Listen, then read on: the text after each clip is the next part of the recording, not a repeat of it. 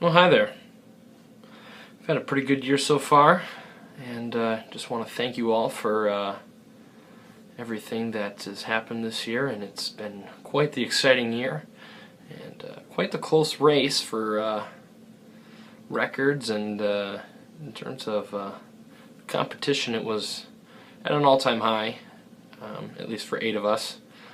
I should say the 3 or 2 teams, 3 people that weren't in the runnings, maybe better luck next year, but did show some signs of promise at the end. So I just want to take this time to kind of take a stroll down memory lane and kind of relive all the big moments from this year and what we have to come in this next week. So let's hurry up and get started. Hello again. Just sitting here by the fire and reading through some of the league history, and let's just take a little journey back to see what this season had in store for us. Let's break it down week by week here. Well, it's been a close week or close year, and it's really shown that I don't know how close it actually has been.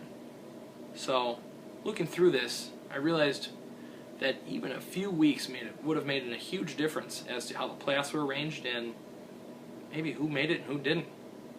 So here's some more even more specific details. Starting with week 1, you have the 2 big dogs in the league, myself and Anders, who happen to be in the championship game, put up the highest points total in the first week with 142, myself, and 138 for my comrade, Anders. My 142 would tend to hold up for the next 12 weeks until week 13 when it was taken off the throne by Adam, but we'll get to that. Then in week 2, Marshall put up the lowest score of the entire season with 42 points against myself, which helped me to a nice easy win. Then the next 2 weeks were pretty business as usual, nothing too surprising or upsetting. But then in week 5, myself, with the help of Matt Ryan, threw a touchdown from 5 yards into the back corner of the end zone with 30 seconds remaining in the game to help me propel the win over the Jellies by 2 points, which was quite astonishing. And also, Blaine wins by only 1 point over Marshall. In the next week, I upset Anders after projected to be losing by 21 points, still pulling off the victory, which was quite exciting. Then the next week, Josh loses to Marshall by 3 points. And the week after that, Marshall wins over Anders by 4 points. And then the week after that, Anders wins over Bjorn by 4 points. And then if things couldn't get any worse for Bjorn, he loses to the last place team eventually, the Jellies, by 3 points, as Josh wins over Anders by 3 points. Man, really hard to have a championship season when you're beaten by the Jellies so easily. Oof.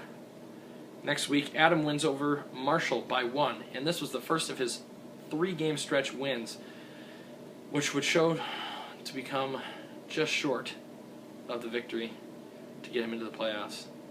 Even though he wins in week 12, and in week 13 posts 148 points, which was a regular season high, he wins 3 straight but falls short of the playoffs. Really a tragic story from just a tragic man. Unfortunate. Now let's move into the playoffs. Starting round 1, which was, I would like to call, the controversy round. Not only did we have a tie last year between Adam and Anders, where there was no rule, and Anders was given the win because there was no rule. And in this case, it seemed to be the same thing when I tied Marshall barely, even though it was a close game, and Marshall could have pulled off the victory with DeMarco Murray, but was sadly benched with 2 minutes to go in the game. I was given the win because, in my opinion, there was no rule pertaining to what was to happen in a playoff tie.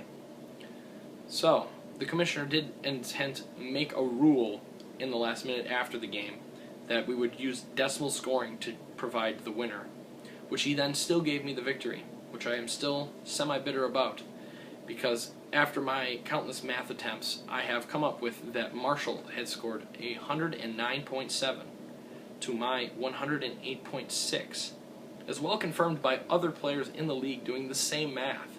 I was still given the win by a controversial call from the commissioner. Now, I will take the win, but I don't feel good about it, And that's a whole nother story because this is about the league right now. So moving on, Anders then posts 148 points, tying the all-time high scoring record for the season, but in the playoffs it was the highest scores as of yet. Blaine moves on as well, and Mr. Broman upsets Bjorn, which doesn't surprise me seeing how Bjorn lost to Dave and Anna earlier this season.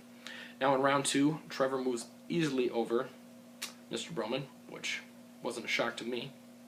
And then the real travesty, all types of stees, was Jamal Charles absolutely obliterating over Blaine's team. I'd like to just take this moment to just reflect and just in memory of what Blaine's team was. Okay, that's over. So, just unfortunate to see, but I mean, any week anybody can put up 51 points. That was a one-time thing, I'm pretty sure. Hopefully it does not happen again this week. I really, really would not like him to do that again, ever, ever, ever. You know what, he can do it not this week, but maybe, week 17. That would be fine. So, anyway, best of luck to you Anders in the playoffs. Tomorrow will be Thursday Night Football and the official kickoff of this week into what will be the championship weekend. It should be a close one. I'm looking forward to it. Now, let's go upstairs and wrap up with what's going on for the rest of next season and the rest of this season to come. Oh, there you have it. That's this year's league in about a nutshell. So, only one league left to play, and then we're off into celebration for the victor, and they will be crowned the champion until next year, which is still up in the air as to who will be the commissioner.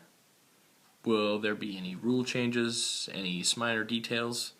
These are all things to talk about in the off season, and I hope we all really think about them and take them into consideration, and hopefully someone steps up with that type of leadership and is willing to take on the responsibilities.